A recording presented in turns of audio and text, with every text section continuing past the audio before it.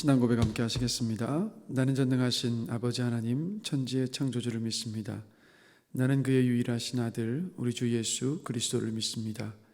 그는 성령으로 잉태되어 동정녀 마리아에게서 나시고 본디오 빌라도에게 고난을 받아 십자가에 못 박혀 죽으시고 장사된 지 사흘 만에 죽은 자 가운데서 다시 살아나셨으며 하늘에 오르시어 전능하신 아버지 하나님 우편에 앉아 계시다가 거기로부터 살아있는 자와 죽은 자를 심판하러 오십니다. 나는 성령을 믿으며 거룩한 공교회와 성도의 교제와 죄를 용서받는 것과 몸의 부활과 영생을 믿습니다. 아멘. 네, 오늘 함께 보실 말씀은 시편 137편입니다. 우리가 바벨론의 여러 강변 거기에 앉아서 시온을 기억하며 울었도다. 그 중에 버드나무에 우리가 우리의 수금을 걸었나니 이는 우리를 사로잡은 자가 거기서 우리에게 노래를 청하며 우리를 황폐하게 한 자가 기쁨을 청하고 자기들을 위하여 시온의 노래 중 하나를 노래하라 함이로다. 우리가 이방 땅에서 어찌 여호와의 노래를 부를까? 예루살렘아, 내가 너를 잊을진대 내 오른손이 그의 제주를 잊을지로다. 내가 예루살렘을 기억하지 아니하거나 내가 가장 즐거워하는 것보다 더 즐거워하지 아니할진대 내 혀가 내 입천장에 붙을지로다. 여호와여, 예루살렘이 멸망하던 나를 기억하시고 에돔 자손을 치소서. 그들의 말이 헐어버리라 헐어버리라 그 기초까지 헐어버리라 하였나이다. 멸망할 딸 바벨론아, 내가 우리에게 행한 대로 내게 갚는 자가 복이 있으리로다. 내 어린 것들을 바위에 메어치는 자는 복이 있으리로다. 아멘.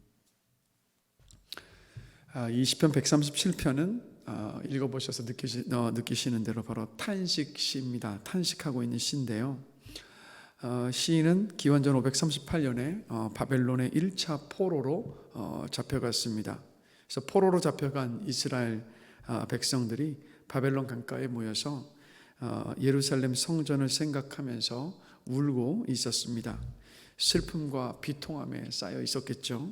그래서 2절을 보면 더 이상 기쁨의 찬양을 할 수가 없어서 수금을 버드나무 위에 걸어 놓았습니다. 더 이상 포로로 끌려와서 그 아픔 속에서, 비통함 속에서, 수치 속에 있었기 때문에 수금을 치면서 노래할 수가 없었기 때문입니다. 그런데 포로로 이들을 잡아온 바벨론 사람들이 노래를 부르라고 합니다. 조국을 황폐하게 만들었고 포로로 잡아온 이들이 노래를 불러달라고 하는데 어떻게 여러분 노래를 할 수가 있겠습니까? 4절을 보면 그래서 이 시인이 고백합니다. 우리가 이방 땅에서 어찌 여호와의 노래를 부를까 하며 그 아픔을 탄식해요. 더 이상 하나님의 성전에서 찬양하며 예배드릴 수 없고 이방인의 땅에 끌려와 있으니 여러분 어찌 노래를 부를 수가 있었겠습니까? 그래서 노래를 부를 수 없다라고 이야기하는 겁니다. 자, 그런데 예레미야 선지자는요, 이들에게 편지를 보내서 어떻게 말했냐면 마음을 추스리고 그 바벨론 땅에 정착해서 바벨론의 평화를 위해서 기도하라고 했습니다. 평안히 그 땅에서 살라고 이야기했습니다. 예레미야는 왜 그랬을까요? 하나님은 예루살렘 성전에 갇혀 계신 하나님이 아니셨기 때문입니다. 이스라엘 백성들은 이때까지 어떤 생각을 하고 있었습니까? 하나님은 예루살렘 성전에만 계시는 분이시라고 생각을 했던 겁니다. 그러나 예레미야는 알았던 거죠. 포로로 끌려간 바벨론 그곳에도 하나님은 그들과 함께하고 계셨습니다. 그래서 하나님은 이스라엘 백성들이 어느 곳에 가든 그곳에 함께하고 계시다라는 것을 이스라엘 백성들이 알기를 원하셨습니다. 그리고 하나님은 70년 뒤에 바벨론 포로 생활에서 돌아오게 할 것이라는 약속을 그들에게 주셨습니다.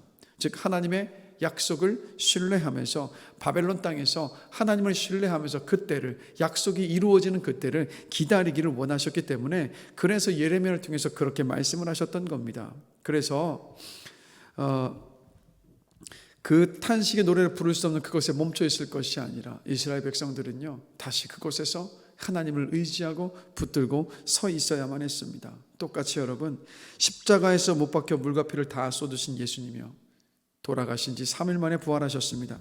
부활하신 그 주님께서 우리에게 이렇게 말씀하시죠. 세상 끝날까지 내가 너희와 항상 함께하리라. 부활하신 주님은 우리에게 약속하셨던 그 말씀 그대로 지금 어느 곳에서든 우리와 함께하고 계십니다. 부활하신 주님은요, 절망과 슬픔과 좌절의 순간에 우리와 함께 하고 계시다라는 거죠. 제가 두세 차례 설교 시간에 말씀드렸던 예화인데 저는 이 예화를 잊을 수가 없습니다. 자, 어떤 사람이 인생을 걸어온 발자국이 보입니다.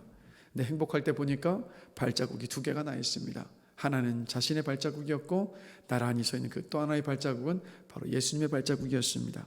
그런데 인생에서 가장 힘든 순간을 돌아보니까 발자국이 1개밖에 나 있질 않습니다. 그래서 예수님께 묻습니다. 예수님, 제가 인생에서 가장 힘들 때 왜 발자국이 하나입니까? 이때 예수님 어디에 계셨던 거예요? 왜 저를 혼자 내버려 주셨던 거예요? 그러자 예수님이 이렇게 말씀하십니다. 그때 내가 너를 업고 갔단다. 그래서 내 발자국만 남은 거란다. 여러분, 우리 주님은 죽음을 이기시고 부활하셨습니다. 부활하셨기 때문에 지금도 살아계셔서 우리와 함께하고 계십니다. 우리가 느끼고 생각하는 모든 것을 다 아시고 우리 곁에서 위로하고 계십니다. 예수님은 함께 식사하며 교제하는 목장 식구의 모습으로, 나를 위해 중보해주는 중보 기도자의 모습으로, 지치고 외로울 때 내 전화를 받아주고 내 하소연을 들어주는 믿음의 식구의 모습으로, 그리고 하나님의 말씀을 전하는 또 목회자의 모습으로 여러분들과 함께하고 계십니다. 영원히 우리와 함께 하시겠다고 약속하신 주님을 보는 그 영적인 눈이 뜨여지는 은혜가 있기를 주님의 이름으로 간절히 축원합니다. 그래서 이스라엘 백성들처럼 포로로 끌려간 그 자리에서 절망하며 탄식하며 내가 다시는 찬송하지 않겠다 이렇게 고백하는 것이 아니라 어느 자리에서든 주님이 나하고 함께하고 계심을 알고 그 주님의 위로하심 속에서 일어서서 또 주님께 찬양하며 영광 돌릴 수 있는 저와 여러분이 되는 은혜가 있기를 간절히 기도합니다. 시인은 예루살렘 성전을 생각하면 너무 슬퍼서 5절과 6절을 보시면요, 예루살렘을 잊어버리겠다고, 예루살렘을 다시를 기억하지 않겠다고 하죠. 너무 괴로우니까 그 가슴에 묻어버리겠다는 겁니다. 그러나 가슴에 묻으려 한들 어찌 그것이 잊혀질 수 있고 묻혀질 수가 있겠습니까? 우리도 슬프고 고통스러운 일을 경험할 때면 똑같은 일을 경험합니다. 잊고 싶고 기억하고 싶지 않습니다. 그런데 계속해서 떠올라서 내 마음을 온통 휘저어 놓지 않습니까? 몸부림을 쳐보지만 떨쳐낼 수가 없어요. 바로 시인이 그랬던 겁니다. 그런데 그런 이 시인의 시선이 하나님께로 옮겨갑니다. 자신의 비통함과 바벨론을 향해서 가진 분노를 하나님께 쏟아놓기 시작해요. 하나님께 원수 갚는 것을 맡기기 시작합니다. 바로 7절부터 9절입니다. 근데 7절을 보시면 바벨론이 아니라 에돔 자손을 치소서라고 시인이 하나님께 기도하고 있죠. 에돔은 에서의 후손들입니다. 이스라엘의 형제 나라가 바로 에돔입니다. 그런데 바벨론이 이스라엘을 공격하고 그 이스라엘 백성들을 포로로 잡아갈 때 에돔은 이스라엘을 헐어버려라, 기초까지 헐어버리라고 이야기하면서 바벨론 사람을 도왔습니다.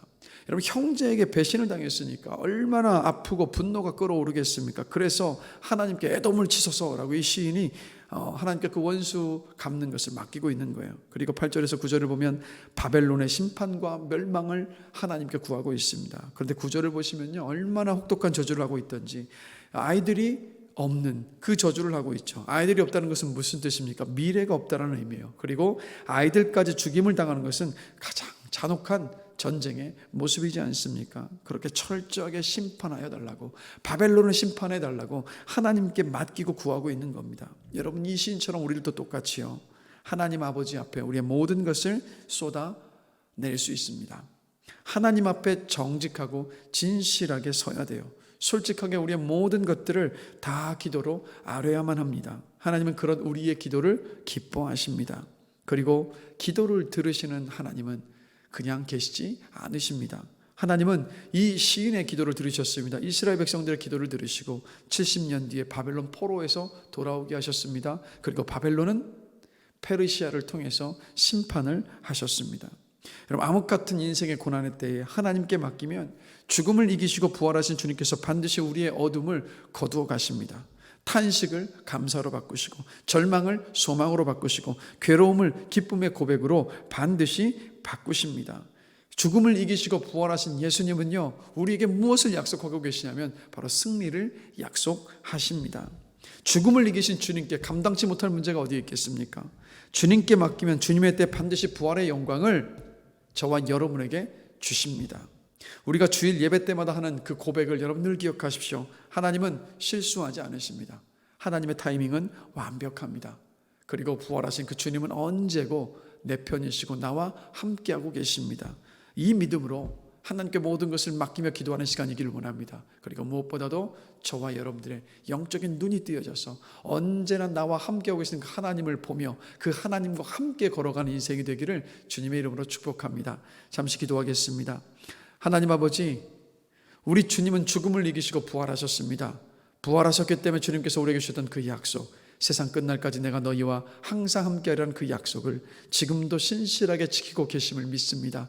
오늘 우리가 기도하는 이 시간에도 우리 가운데 함께하여 주고 계시면서 우리 가운데 우리의 기도를 들으시고 하나님 아버지께 우리의 중보자가 되어주시는 줄로 믿습니다.